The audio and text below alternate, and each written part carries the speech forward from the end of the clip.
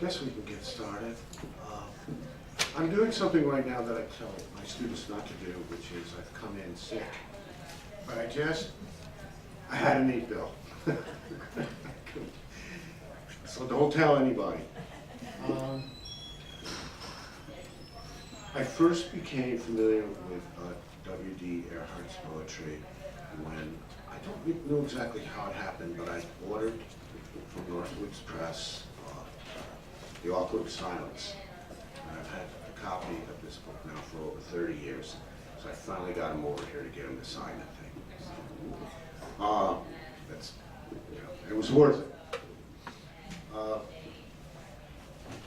I'm not going to say much about all the awards and his poems anthologized and all that sort of thing. What I will say is what struck me from the beginning with his poetry was its directness, its the ability to honestly convey experiences is really the form of bravery and courage that far surpasses the John Wayne stuff that we learn when we're kids. And now it's, I guess, who would it be? I don't know, the Sylvester Stallone stuff or all that. It's whatever that is, Arnold stuff, which is just all, and as Bill would tell you, is all just nonsense, although he would say it in a more graphic way than I'm saying it. And I especially admire his poetry because it's this kind of honesty at a time when so much of our poetry is just verbal gameplay. And I think our time desperately needs a type of poets who do speak truth, and at a time when, well, I guess the world's always been violent and troubled, but somehow it seems even more so than it used to be. At any rate, his poetry addresses this in very interesting ways, which I think you're going to experience right now. Before I forget, those people in our Writers Symposium class, I see many of you here, that's good. Make sure there's a sign-in sheet on the table there. Make sure you sign in. I'll probably remember you, but just in case, before you leave, make sure you sign so that I do mark you as present. Also, Terry from the bookstore has brought some books, Bodies Beneath the Table, and Bill's also brought some books, which I'm sure he'd be glad to sign for you if you'd like a copy. Okay, W.D. Erhart.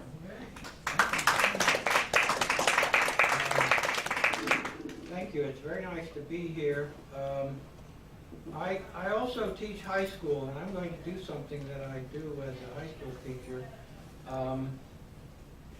Would you all like move up?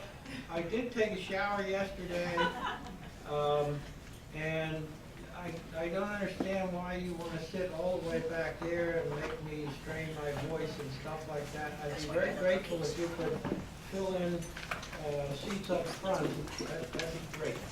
Thank you. As for that honesty bit, I think what happened when, you know, most people know how to keep their mouths shut and be discreet and not open up too much.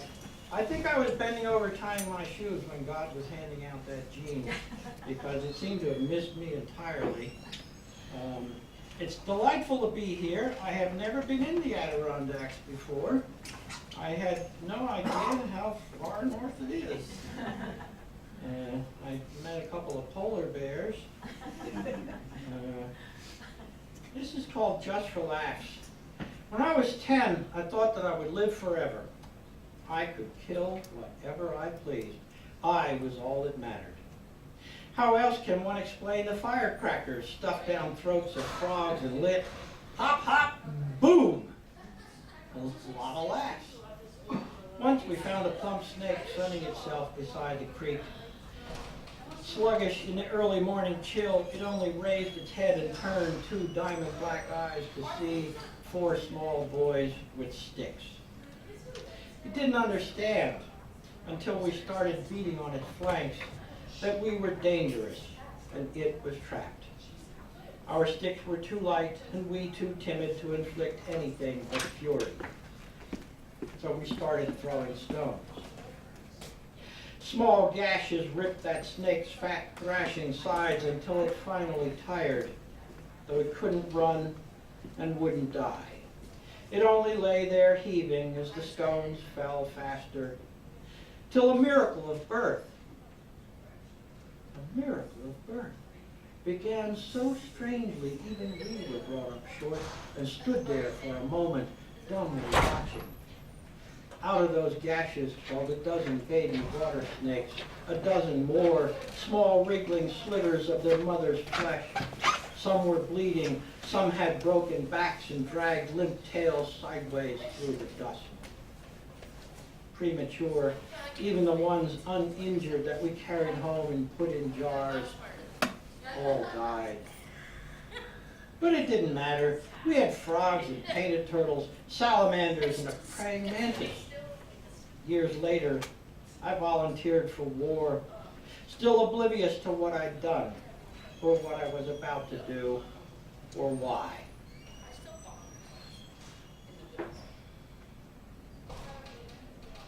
Souvenirs. Bring me back a souvenir, the captain called. Sure thing, I shouted back, above the Amtrak's roar. Later that day, the column halted. We found a Buddhist temple by the trail. Combing through a nearby wood, we found a heavy log as well. It must have taken more than half an hour, but at last we battered in the concrete walls so badly that the roof collapsed. Before it did, I took 2 painted vases Buddhists use for burning incense. One vase I kept, and one I offered proudly to the captain. Hunting. Sighting down the long black barrel, I wait till front and rear sights form a perfect line on his body, then slowly squeeze the trigger. The thought occurs that I have never hunted anything in my whole life, except other men. But I have learned by now where such thoughts lead, and soon pass on to chow and sleep, and how much longer till I change my socks. The next step you take may lead you into an ambush. The next step you take may trigger a tripwire. The next step you take may detonate a mine. The next step you take may tear your leg off at the hip. The next step you take may split your belly open. The next step you take may send a sniper's bullet through your brain. The next step you take, the next step you take, the next step, the next step, the next step. Guerrilla war. Practically impossible to tell civilians from the Viet Cong. Nobody wears uniforms. They all talk the same language, and you couldn't understand them even if they didn't. They tape grenades inside their clothes and carry satchel charges in their market baskets. Even their women fight, and young boys, and girls. It's practically impossible to tell civilians from the Viet Cong. After a while, you quit trying.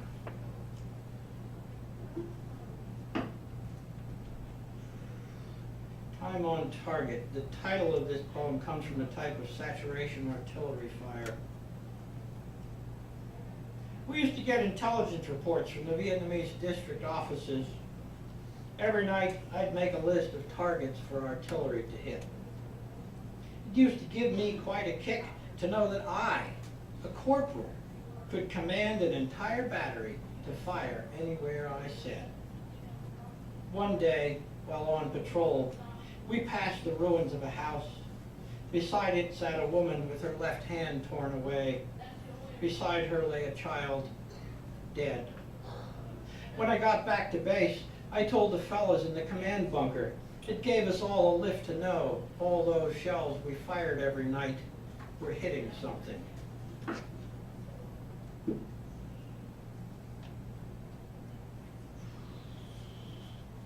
In the valley of the shadow, something made us bolt upright, all zombie eyes, all ears and nerves.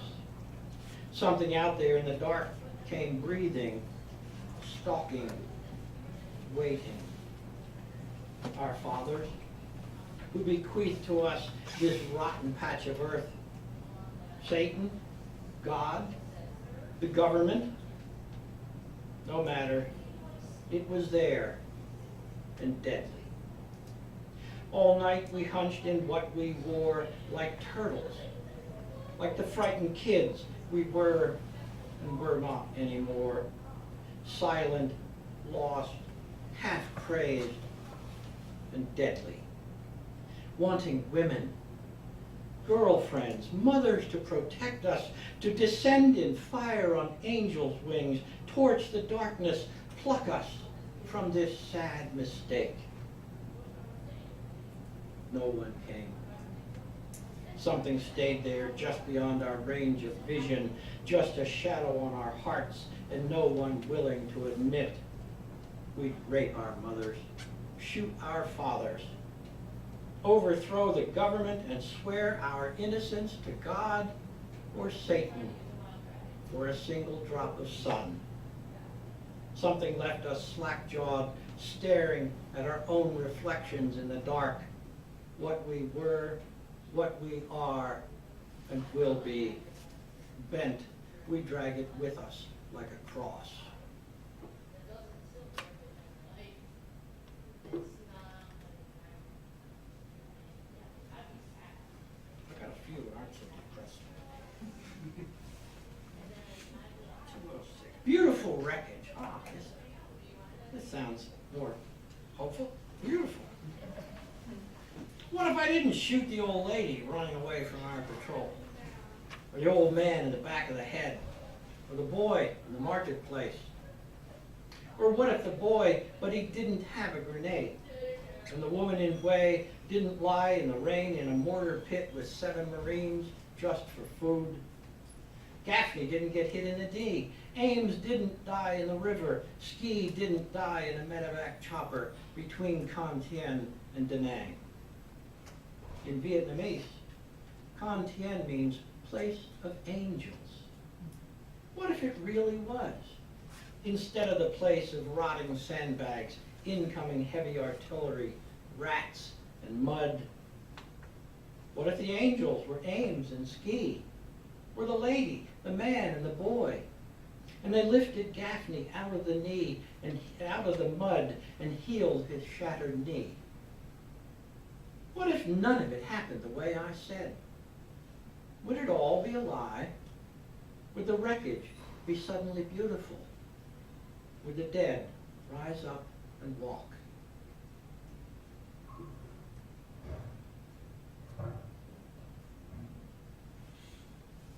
Winter bells.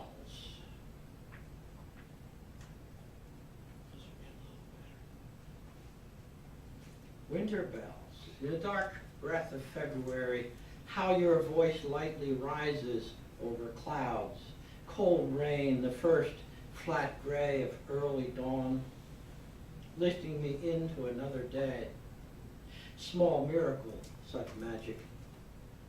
I almost died in February, Hue City, 1968. And once I drove nonstop for 22 hours, all the way to Coconut Grove, just to escape the cold. Such fear I have of cold, and the aching emptiness like cold. February, so empty of dreams, so like the life I labored through, season by slow season. Who would have thought a single voice could change the natural world, or my unnatural fear of short days and a long life?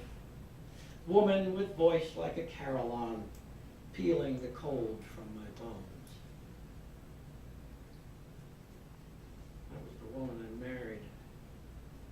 here's how I've managed to stay married. Certainly not because I'm a swell guy. This should be interesting. This is, it's called a scientific treatise for my wife. The ancients thought the world is flat and rides upon a turtle's back, or that the planets, sun, and stars revolve around the earth in crystal spheres. Thus, they defined the universe, till Galileo burst simplicity by gazing at the heavens with a glass, confirming Kepler and Copernicus. All hell broke loose. Churchmen, apoplectic, and the Renaissance, and finally, Newton, to explain it all. A scientific substitute for Adam's fall.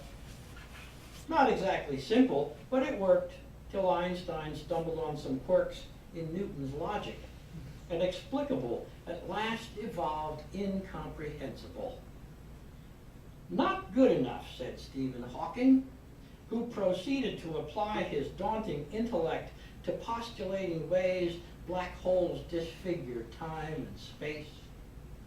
He's got a Cambridge PhD. He's looking for a unifying theory, and he's covered acres with equations. Amazing. Centuries of speculation. Okay, I'm not a physicist, but even geniuses can miss the obvious, and I don't need a PhD to know the universe begins and ends with you.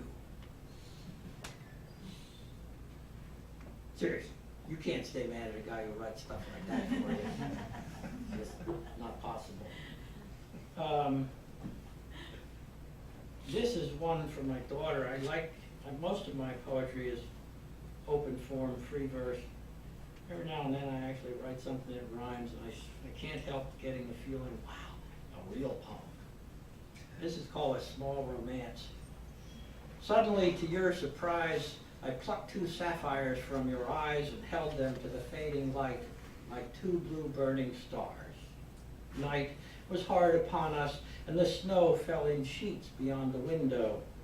But we were warm in your small bed, and on your pillow, around your head, a soft blue light seemed to dance. I held you tight, a small romance of sleepy child and sleepy father, singing sapphire songs together, in gentle darkness burning blue, until your breath came deep and you were sleeping. And to my surprise, I plucked 2 sapphires from my eyes. Here's another one. Oh no, let's see, where did I have that one? Oh, that's kind of later. This is for my oldest friend in the world.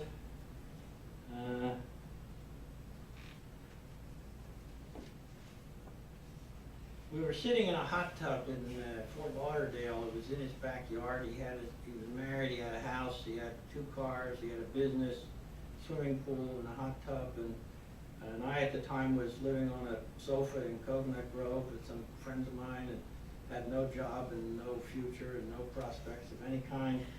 And I remember sitting in the hot tub drinking beers with Jeff and looking at him and thinking, and Penridge High School said he was the stupid one. This is for my pal Jeff. What you gave me. Even when we were 9, you were what I wanted to be. The brave one plunging into the creek's green slime barefooted, catching snakes barehanded with a careless skill and courage I could only dream of. I swam in your wake, sat on the bench while you became state champ, watched you lift my weight in solid iron as the years passed. You bought the motorcycle, always waited for the girls to call, and the phone was always ringing. I got the grades, but who puts grades in the family den like trophies? What teenage girl ever yearned to be kissed by a straight-A student? Once, much later, we were 22. Some girl you liked had dumped you. We were sitting in your kitchen. I feel so blue, you said. I wish I knew a way to say it like you can. I'd never realized you envied me, that being held back in school had bothered you. Your silence always seemed so strong. Not the cowed shyness of a boy well-meaning grown-ups had convinced that he was dumb. Every time I get a student who's a little slow with words, I remember that you never seemed to notice how I waded in the creek with sneakers on. The snakes each time somehow just barely out of reach. That you knew but didn't care. I wet the bed till I was nearly 12. That kids who can't articulate the blues are songbirds locked in small cages, alone in darkened rooms.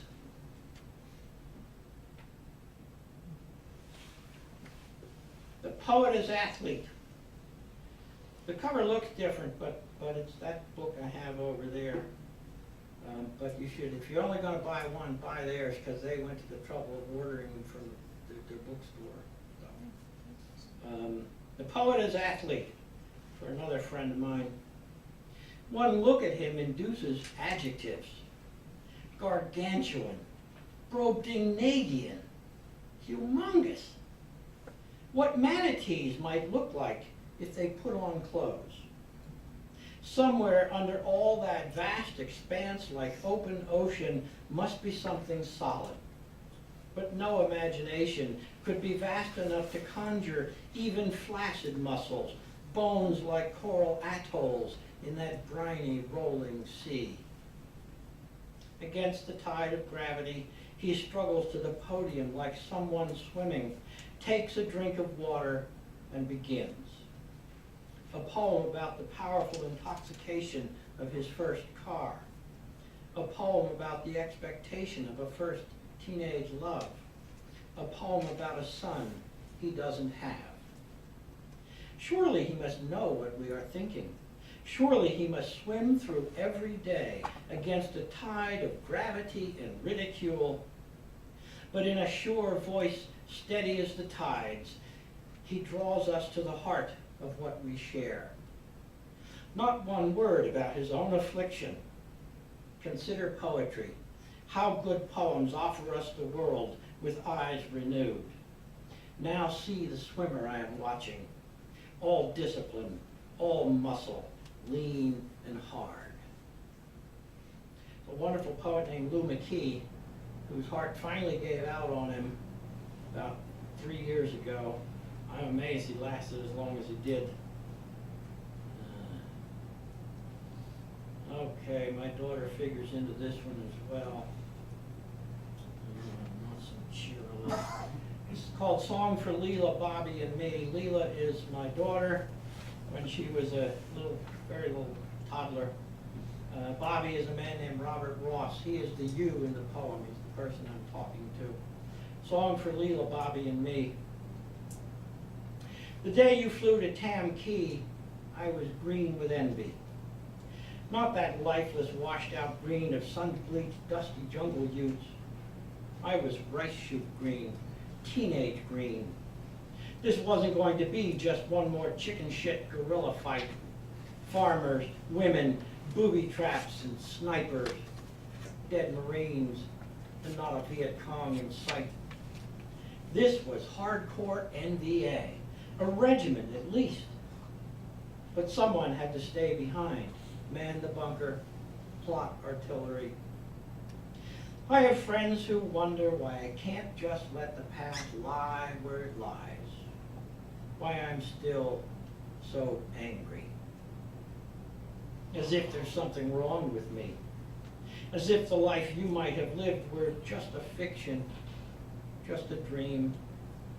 As if those California dawns were just as promising without you. As if the rest of us can get along just as well without you. Since you've been gone, they've taken boys like you and me and killed them in Grenada, Lebanon, the Persian Gulf, Panama, Somalia, Afghanistan, Iraq.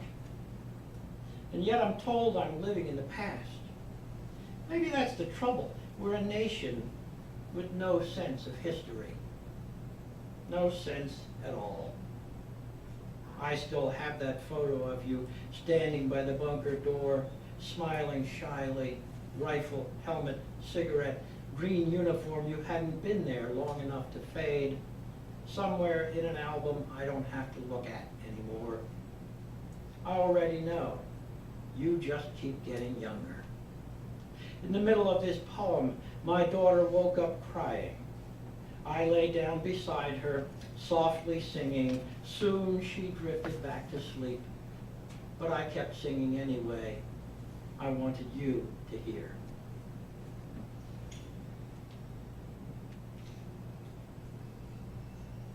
There's another one of my daughters. Red-tailed hawks. These chattering children fill the woods with so much raw exuberance one wonders what's the point of coming here, when any local playground would suffice. Their teacher twice tells Michael and James, "Don't throw acorns, please," to no effect. They start again the moment she turns to remind Adrian, "Stay on the path." Leela's worried she'll fall in the creek. Chelsea and Ben are pushing each other when one of the children shouts, "There's a hawk!" and points. "There's another! There! Another!" Other children cry. 4 red-tailed hawks lazily circling, gliding, whirling, wheeling, riding an unseen thermal up so high the children tip their heads straight back. Still the hawks rise higher, higher still, until they're only 4 black dots of elemental joy against white clouds. The children, even Michael and James, so intent, so silent, one can almost hear wings they want to lift them where the hawks have gone. These were second graders. It was amazing. Didn't last long, but it was an amazing. Their teacher was a birder, and so she had taught them about them. They knew red-tailed hawks. We were at the Audubon house. John James Audubon, the famous guy who painted birds, he killed them first. He didn't think it was a good day if he didn't kill at least 200 birds. But they didn't understand. There were a lot of birds then, I guess. And then he would mount them in realistic positions. But we had a park ranger give us a little talk first, and they had some of these stuffed birds that Audubon had made, and the one, this ranger goes, "So does anybody know what this is?" And some little kid goes, "That's a roughneck grouse." And the guy goes, "Whoa." But he didn't know that the teacher had been teaching them all about these birds. It was pretty amazing. Let's see. Here we'll switch books. All about death. You don't want me to tell you about death, but I'm going to tell you anyway. It smells bad. It gets into your nostrils and just sits there, stinking up everything. It won't go away. Death creeps up on you when you're least expecting it, even when you can see it coming a mile away, and rips your heart out through your throat and leaves an empty place in your life you can't fill with memories or exercise or wads of sterile gauze, and walks away laughing. Or maybe just slips out under the door and floats away like mist dissipating before sunlight on an autumn morning.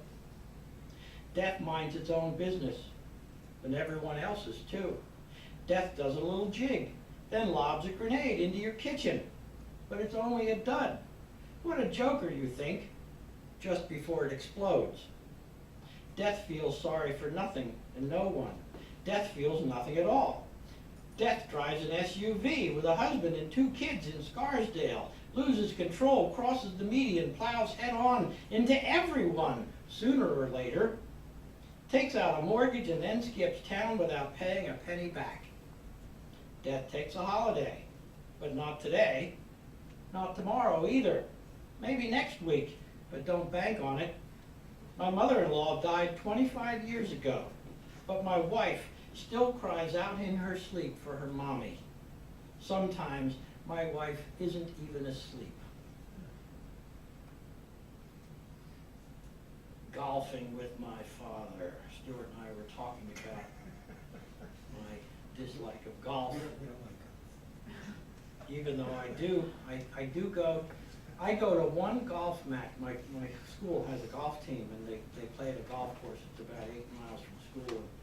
And I go to one golf match every year, one. And every year at the sports assembly, the captains of the golf team thank me for my support. But I'm the only faculty member that they've ever seen at a golf match. And I hate golf, but it means something to the kids to show up once a year. How hard is that? This is golfing with my father. I might do it. My father took up golf in middle age, the dumbest game I ever tried to play. But it was 1969, and I was at a loss to figure out a way to bridge the gaping generation gap that lay between us like an open wound. The ex-Marine just back from Vietnam and telling anyone who'd listen what a crock of shit the myth of manhood was. The minister who'd spent his life convinced his cousin Bob had died in Germany because my dad had never been to war. Not a lot of common ground between us in those bad old days of Richard Nixon, Jimi Hendrix, burning bras, and LSD. So the afternoon my dad invited me to play around, I figured, what the heck, can't be all that hard to hit a ball that isn't moving, and it's something he and I can do together. Wish it was, or wasn't. More exactly, it was something he could do. While I could only hack my way from hole to hole like some demented backhoe operator digging random trenches by the dozen, 10 and 15 yards apart from here to kingdom come. Dad tried to coach me, but he might as well have tried to teach a mackerel how to dance. Before we reached the 7th hole, with what few shreds of sanity I still had left, I realized I'd better quit before I killed someone. My dad, or me, or maybe the son of a bitch a hole behind us, laughing every time another chunk of God's green acres sailed farther than the ball. Next time my dad suggested golf, we went for lunch to Meg and Bill's instead. They served a wicked cheesesteak sandwich, and we ate in silence, elbows on the countertop, shoulders hunched, our fingers dripping grease. Here's another one about my dad. Not so funny. Called What Makes a Man. My father was World War II generation, but did not serve. Even as my dad lay dying, cancer back a second time and moving fast, he blurted out, "I should have fought."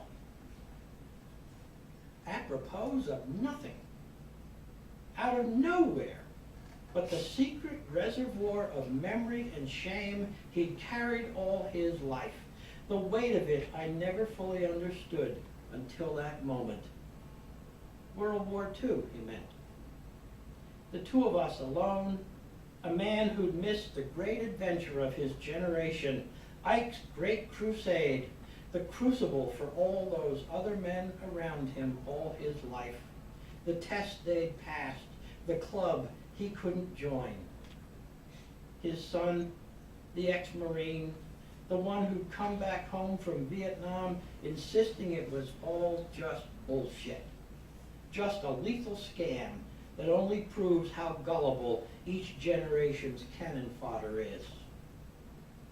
Only in that moment, in that room, did I begin to grasp how impotent my father must have felt through all those years. How much he must have taken my enlistment as a personal rebuke, and how my subsequent insistence that I'd validated nothing in myself must have been to him a kind of treason. Dying now, in 1988, he still could not let go of Cousin Bob, who'd been dismantled by a German mine, but died a man in 1945. Not like this, wasted, helpless, haunted by the shades of what he thought he was and what he wished he'd been. A nurse's aide to change his bedpan, too much time to think, and nothing either one of us could do to change a thing.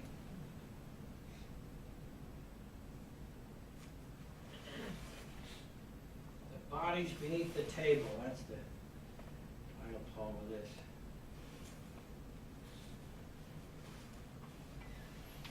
The epigraph reads, Way City, 1968, or was it Fallujah? Stalingrad. The bodies beneath the table had been lying there for days, long enough to obliterate their faces, the nature of their wounds, or maybe whatever killed them ruined their faces too. Impossible now to tell. Only the putrefying bodies bloated like Macy's parade balloons, only unrecognizable lumps on shoulders where heads should be. The two of them seemed to be a couple, husband and wife, lovers perhaps, maybe brother and sister, who could tell? But they pulled the table into a corner away from the windows. Their only protection against the fighting raging around them crawled beneath it, the table I mean, half sitting, bent at the waist, close together, terrified, almost certainly terrified, nothing but noise, only each other, any moment their last. All these years I've wondered how they died. Who were they? Who remembers? I wrote that poem almost 40 years from the day I came upon that scene. Some stuff gets into your head and you can't get rid of it. Kosovo. Speaking of Stallone and Schwarzenegger. Kosovo. The boys with the pistols and shotguns are shooting her friends in the hall. They are shooting her friends in the library, in her home room, in the cafeteria. They are killing her friends and her teachers. It's supposed to be just a day at school. Only another day like all of her days in all of her schoolgirl years at Columbine. This isn't happening. This can't be real. Any moment she'll awake from her dream. But it isn't a dream. It's suburban Colorado. Or is it Louisiana, California, Kentucky? After a while, it's hard to keep straight. This could be any school in America. This could be our own child begging for mercy. We would like to imagine she sees an angel. We want to imagine a merciful angel hovers above her on fluttering wings and lifts her forever beyond the reach of skulls in pieces and blood-spattered walls. But the boys with the guns don't care about angels. The boys with the guns are settling scores, like Stallone and Van Damme, like Arnold. Destruction is power. These boys have been powerless all of their lives, but not anymore. When the shooting stops, 15 people are dead, 16 wounded, most of them teenage kids. We must teach our children, the president solemnly says, that violence is not the answer. This, in the week he begins the bombing of Belgrade.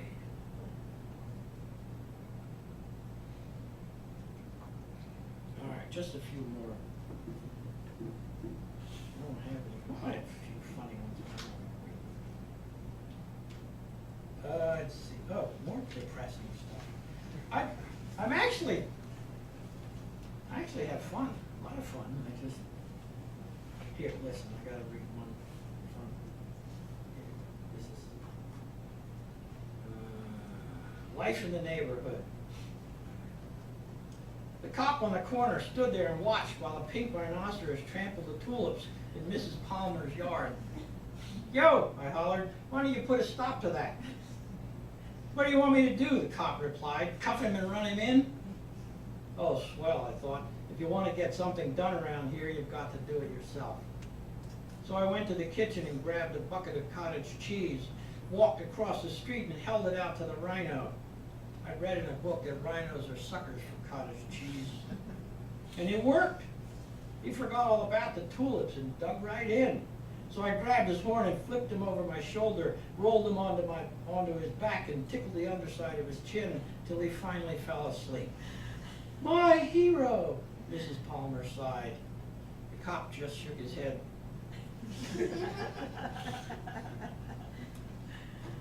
Let's see. Oh, all right, back to the depressing stuff. Long time gone. The boy on the bench on the boardwalk just got back from the war. He watches the waves washing the shorebirds pecking at tiny crabs in the sand or diving for fish in the shallow surf. There was sand where he'd been, but a long walk to the beach. And the pecking birds were snipers, the diving birds IEDs. Now that he's home, and home isn't home, what will he do with himself? Maybe he'll go to college or trade school. Maybe he'll re-enlist. He lifts his gaze to the distant horizon where the sea meets the sky at the edge of the world. He wonders how far he could swim. Praying at the altar. Funny how things circle back. A piece of this ought to be a little familiar to you. I like pagodas. There's something, I don't know, secretive about them. Soul-soothing, mind-easing. Inside, if only for a moment, life's clutter disappears. Once, long ago, we destroyed one. Collapsed the walls till the roof caved in. Just a small one, all by itself in the middle of nowhere, and we were young and bored, armed to the teeth, and too much time on our hands. Now whenever I see a pagoda, I always go in.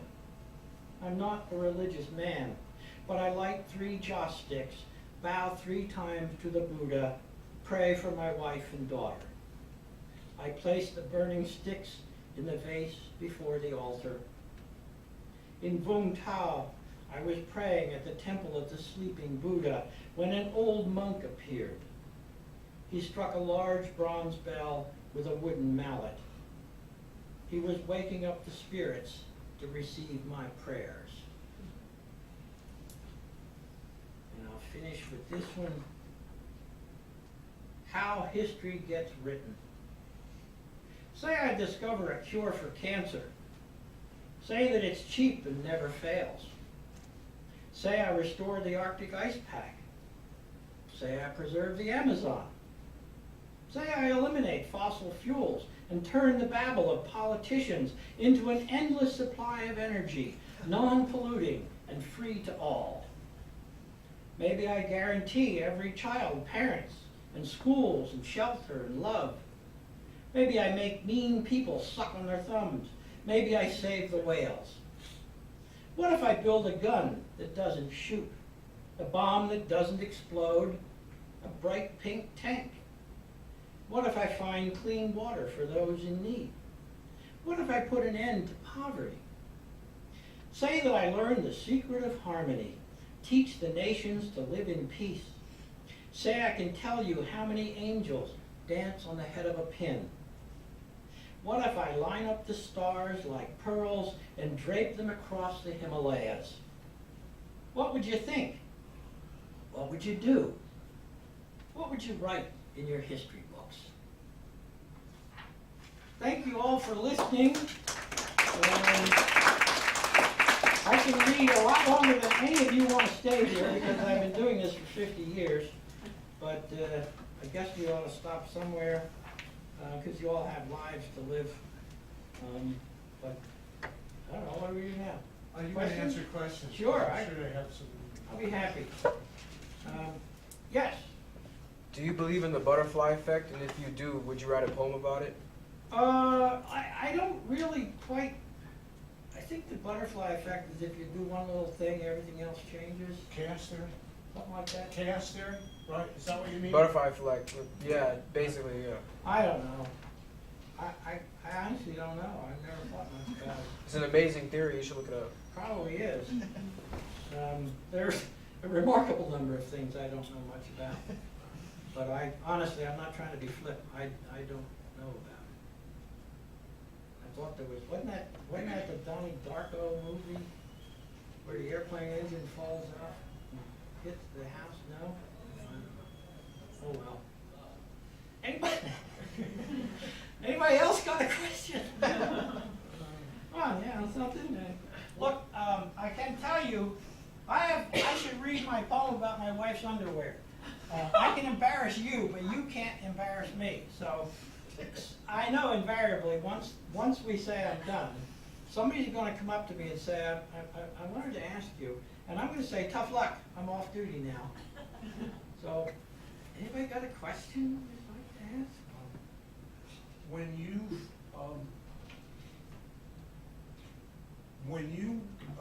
got out of the Marine Corps and got back home,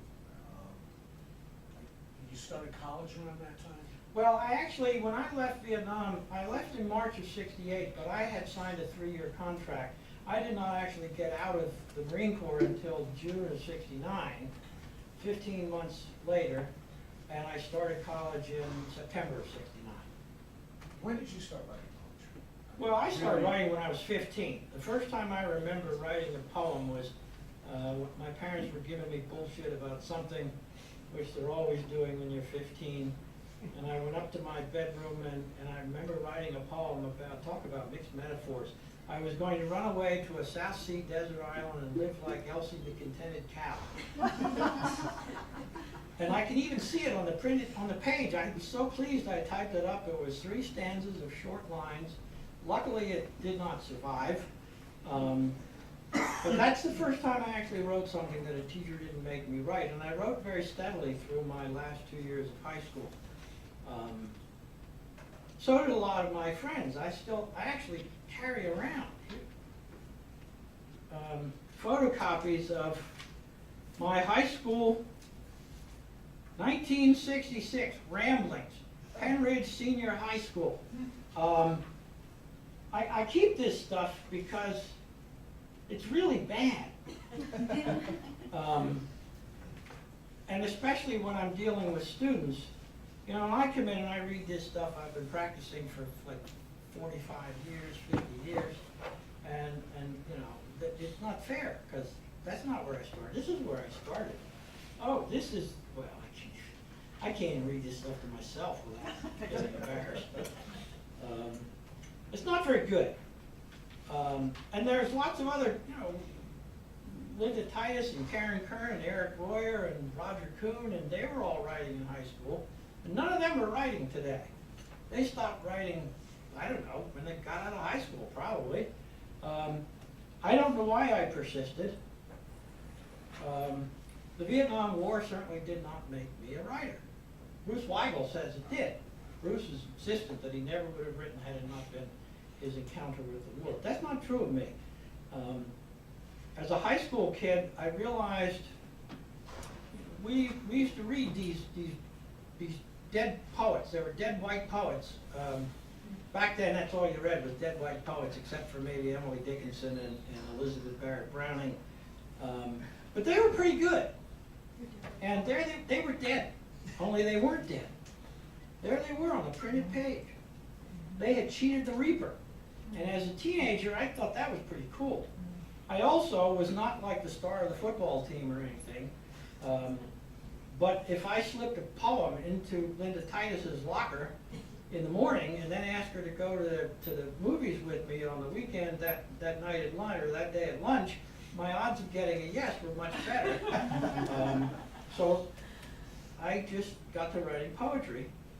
Plus, I have absolutely no musical aptitude at all. I can't play the guitar. I'd love to fill like the arenas like Bruce Springsteen with 70,000 screaming fans, but I'm totally a musical disaster. So the desire was there. I know a lot of people who went to Vietnam and never became writers.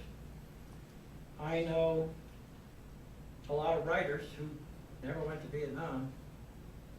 I know that the Vietnam War gave me a shitload of stuff to write about, but it's not the only thing I wrote about it. In fact, that first set of poems I read, the little short things, which are lousy poetry. They only survive because of the subject matter. I was writing other things even then. You know, Geese in the Autumn and Broken-Hearted Love Poems. Oh, I got rafts of Broken-Hearted Love Poems. It was never my only subject, but it was there, and as you can see, it keeps circling back. That poem about praying at the altar, I don't know where the hell that came from. A few lines of it popped into my head when I was sleeping, which has never happened to me in my life, and has happened 3 times in the last year and a half. I don't know, but I'm not going to argue. I mean, if the muse wants to grace me that way, it's fine with me. But there's a poem that I wrote in 2015, and it's dealing with stuff that happened in 1967. So it's always there, but it's not the only subject that I have to write about. So I don't know how to explain it, but it's always I just like, man. I mean, look at this. This is a book. Got my name on it. This is cool. I love this. This is terrific. You gotta have a huge ego to spend your life doing this shit. Because, I teach high school. I'm 67 years old and I'm still teaching high school because there is zero money in this. But luckily I like what I'm doing with these high school kids. But I don't know, it's how I express myself. I often say that teaching is what I do, but writing is poetry is what I am.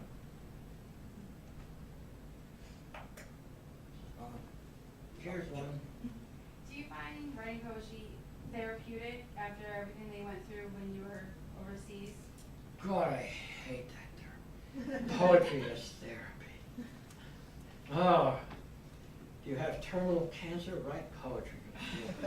Are you gay and mistreated? Write poetry. Make you I feel disagree. Exactly. I disagree. better. Wait a minute, I'm not done.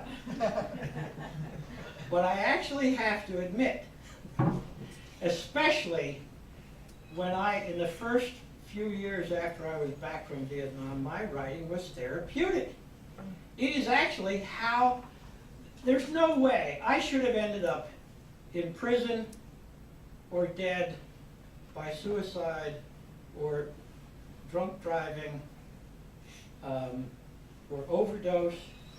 There were 3 things that kept me from becoming a statistic, because I was a mess when I came home from Vietnam, and I stayed a mess for years. My parents loved me unconditionally, though they could not understand what the hell had happened to me. They sent their son off, and the stranger came back. I had friends in college who were, unlike most of my classmates, totally apolitical, and that was hard to be in the late 60s and early 70s. They didn't care if I'd been to Mars or Vietnam or Borneo. When I was with them, I could be me. And I had the writing. The writing taught me how I felt.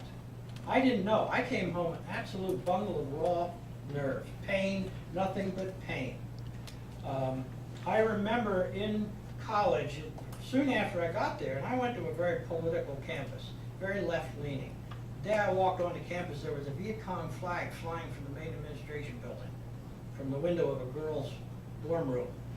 And I'm like just out in Marine Corps, and holy shit, what have I gotten myself into? And I started working on this poem that was basically, well, yeah, war's bullshit, but what do you freaking privileged college kids know? If it weren't for guys like me, you wouldn't have the right to and as I'm trying to write this, I realized this is bullshit.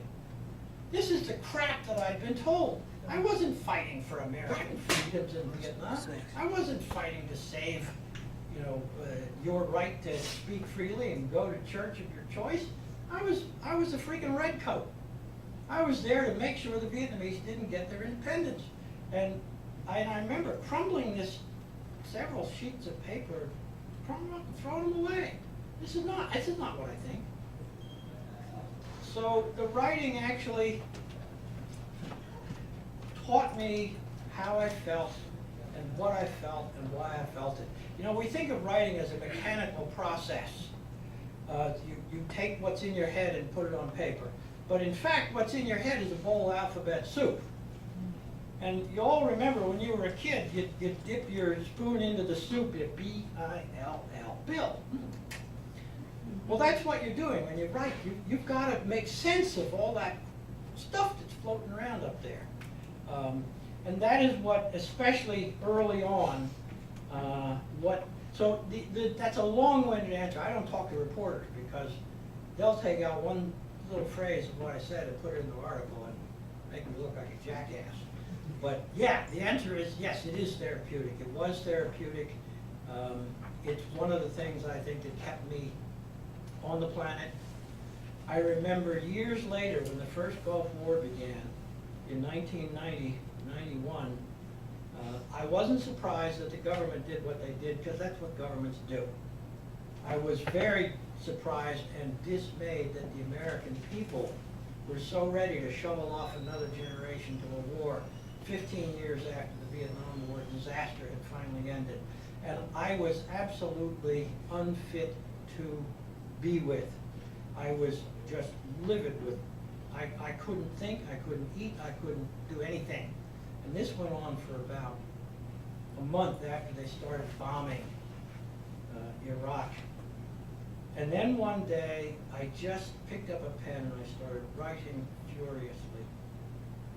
And I showed this to my wife, who's become my best critic, and she read it and said, well, you know, this is one thing. This is another subject entirely. All this stuff in here is bullshit, get rid of it. And I ended up writing 2 op-ed pieces, one of which appeared in the Philadelphia Inquirer, the other of which appeared in the Philadelphia Daily News within 2 days of each other, plus a poem that I can read you in a moment if you'd like. Plus a poem came out of it. And all of a sudden, I mean, it didn't change anything. The war went on. We bombed the hell out of them. But it gave me, writing gave me a voice. At least I could say, I don't like this. And that was therapeutic, because for almost a month, I was like not fit to be around. So yeah, it is therapeutic. I find writing a way for me to deal with the world. Yes? Going off of what you said, you know, in my opinion, I love creativity because creativity, you can express yourself and nobody can tell you anything, right? So when you write poetry, you put your body and soul into it. Whatever goes on in your head, you just drown that out and just write. You just go off of what you do. The reason why I say I disagreed from what you told her is because when you feel some type of way, sad, angry, mad, the one thing that you continue to go to is your talent. So whenever you feel angry, you go to painting. Whenever somebody feels sad, they go play guitar. And whenever they do that, whatever they find therapeutic is their actual talent. So everybody's been put on this earth to do something, and everybody's been put on, and everybody gets taken away. So the Lord takes, and the Lord. Yeah.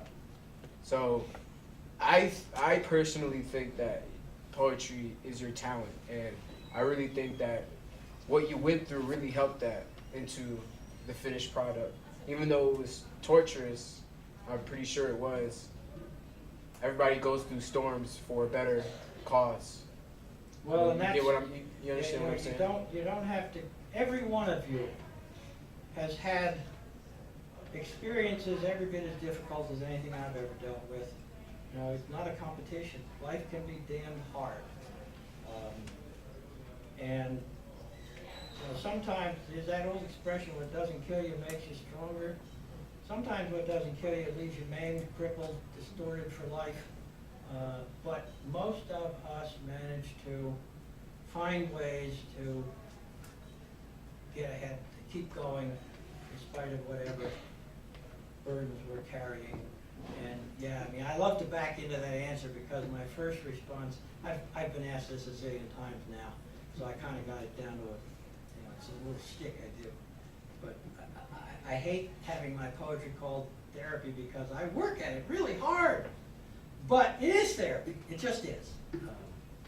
I'm a happier person. I'm a saner person because I can write. Yes. So would you read the poem about Iraq? Oh yeah. Well, it's not really about Iraq, but it is sort of. It was triggered by that. It's called Guns. Originally, I started working on it, I called it Desert Shield.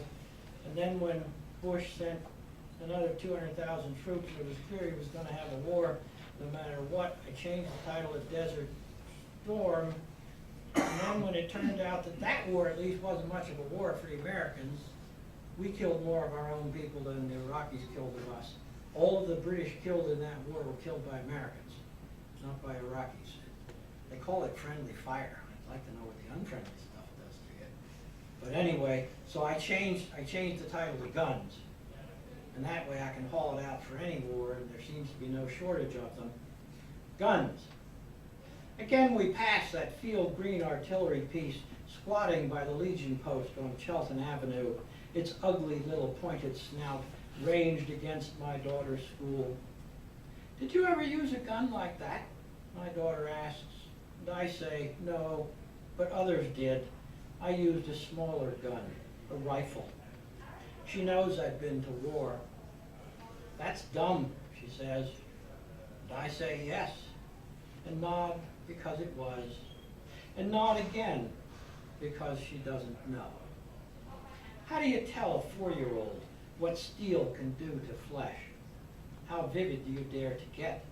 How explain a world where men kill other men deliberately and call it love of country? Just 18, I killed a 10-year-old. I didn't know. He spins across the marketplace, all shattered chest, all eyes, arms. Do I tell her that? Not yet. Though one day I will have no choice except to tell her or to send her into the world wide-eyed and ignorant. The boy spins across the years till he lands in a heap in another war in another place where yet another generation is rudely about to discover what their fathers never told them.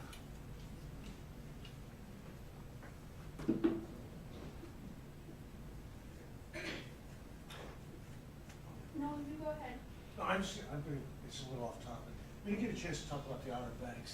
Ah, Can you say something about that? well, I went, the reason I think he's asking is because there's You had a book a of... long poem of mine. It's a 10-part poem called The Outer Banks, and it deals with the history of the banks and a bunch of stuff. I don't have the whole thing here. I didn't bring... No, it's in a book called The Outer Banks and Other Poems. We didn't put the whole thing into my selected poems. There's just a couple of, there's I think 3 of the 10 sections. But it was, I love the ocean. My wife is particularly fond of the mountains, but I like the ocean. I'm not entirely sure why. I think it's because so much of my body is actually salt water, and you know that's where we all came from. We came crawling out of the ocean, and we're all probably going to end up back in the ocean again as the global warming makes the water levels higher and higher. But when I got married, I got married in 1981. I'm still married to the same wonderful woman. It was like, boy, did I hit the jackpot on that one. Especially because it took me another 20 years to turn into a human being. I don't know why she stuck with me, but she did. We had our honeymoon on the Outer Banks. And I just was fascinated by how fragile the place is. Where we were at Buxton, right at the dog leg of Hatteras, you're almost 40 miles offshore. You're on this little strip of land that's less than, at its widest part, less than a mile. As you go north and south, it narrows down to a few hundred meters in places. And yet here it is. And we'd sit there, we were stayed at the Outer Banks Motel. We could sit out on the front porch and watch the light at Hatteras going around. It's a black and white spiral striped lighthouse. It was really cool because we were right at the dog leg, so if the waves weren't breaking right on the beach that faced east, you just go around the corner and to the beach that faced south, and so it was always good body surfing. And we went back 3 years in a row. the last time we were there, which was the summer of '93, the motel owner had put a swimming pool in the middle of the parking lot. The cabins were in a U shape, and they put a freaking swimming pool in the middle. And so we're sitting out on the porch every night trying to watch the beautiful light go around and around, and there's kids screaming in the pool, and it just totally disrupted the whole thing. And so we never went back. Although when my daughter was born in 1986, we very quickly realized the value of having a place where you can take your little kids and give them something to do. But by that point, we had found somewhere else to go on vacations. But I love the ocean. I love that for the last 20-some years, we've been going to the Jersey Shore. It's much more crowded, but it only takes an hour and 30 minutes to get there from my house, and then you unload everything, and then you can just vegetate for a week and a half. But I love the ocean. I've always been a good body surfer, and it's just, that's the banks. Here, let me read you at least one chunk of it. Where did that end up? This is the last stanza. This is, you stick around long enough and really neat things happen. I got an email from someone I've never heard of before in my life, a young woman named Jamie Clark, who was getting married on the Outer Banks next October. And she was sending out a save the date thing, October the 18th, 2016, and she wanted to use this section of the poem on her little save the date announcement, and was asking my permission, which is really interesting because a lot of people just ripped it right off. Not that I'm expecting any money, but it was nice that she wrote, and I wrote back and said, sure, it's great, send me a copy. Where did you find it? Well, she went to some website that has poems about the Outer Banks, and this was on it, and she said, well, this is just perfect. This is really what I want to use, and this is it. It's part 10. It's the end of the last poem in the sequence. The sea breeze gently rubs the dunes. The sky is clear. The beach is empty now of children, fishers, fires, and kites. Only the lovers, huddled down for shelter in the hollow of a dune, stay to watch the light revolving, listening to its song. What secrets do they share as night moves on toward dawn? Ageless secrets, timeless secrets. Listen to their muffled giggles drifting on the air.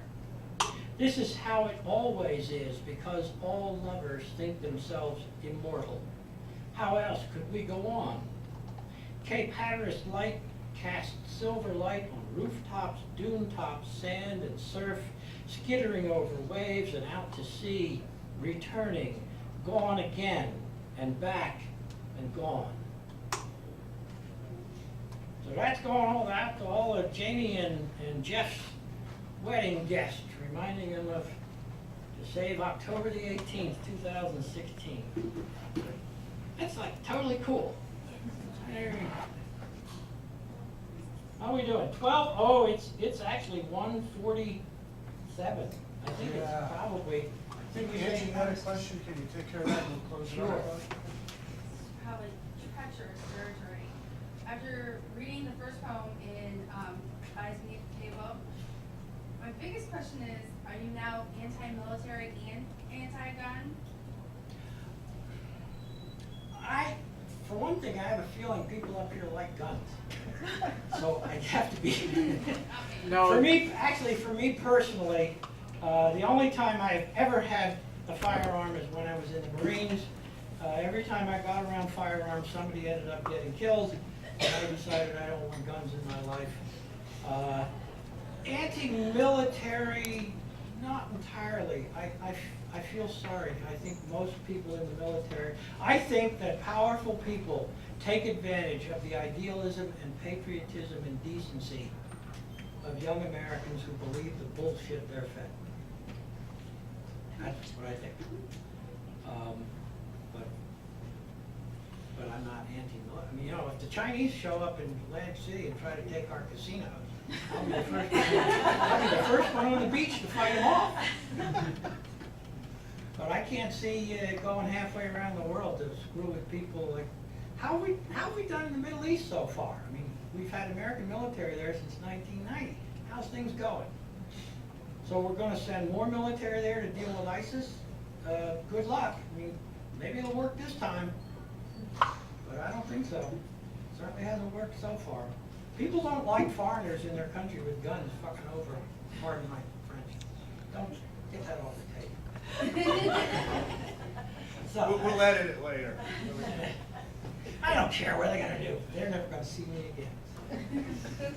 All right, well, thank you very much for coming out. And if you got some money, buy one of those books, and if you got even